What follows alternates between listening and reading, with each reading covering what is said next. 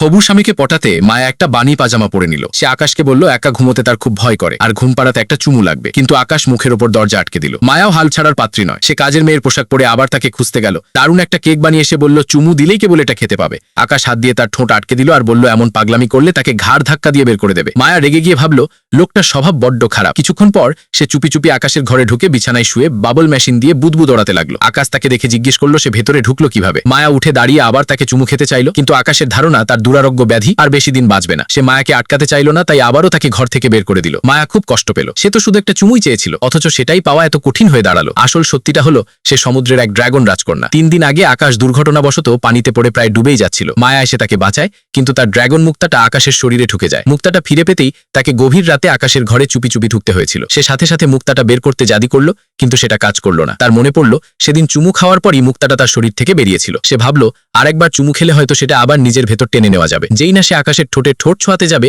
আকাশ হঠাৎ জেগে উঠে জানতে চাইল সে কে। মায়া আগেই খোঁজ নিয়ে জেনেছিল যে আকাশের এক হবু স্ত্রী আছে যাকে সে কখনো দেখেনি, তাই সে তার হবু স্ত্রী হওয়ার ভান করল।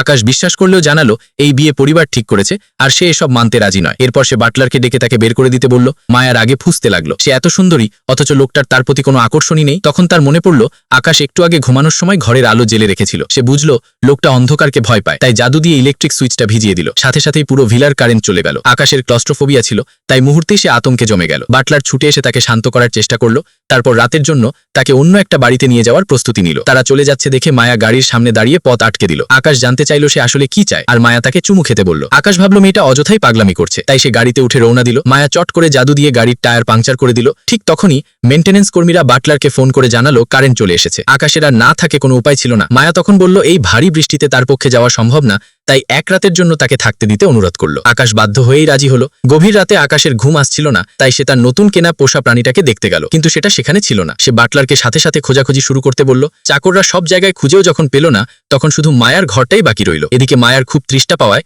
সে হাতের কাছে থাকা একটা বোতল খুলে বসলো। এক চুমুক খাওয়ার পরই সে বুঝলো এটা আসলে মদ। মদ খেলেই তার মাথায় ড্রাগনের শিং গজিয়ে উঠত। ঠিক সেই মুহূর্তেই আকাশ বাটলারকে তার ঘর খুঁজতে পাঠালো। দরজায় কড়া নাড়ার শব্দ শুনে মায়া ঘাবড়ে গেল। তার ড্রাগনের শিংগুলো কিছুতেই ভেতরে ঢুকছিল না, তাই দরজা খোলার আগে সে একটা তোয়ালে দিয়ে সেগুলো শক্ত করে পেঁচিয়ে নিলে।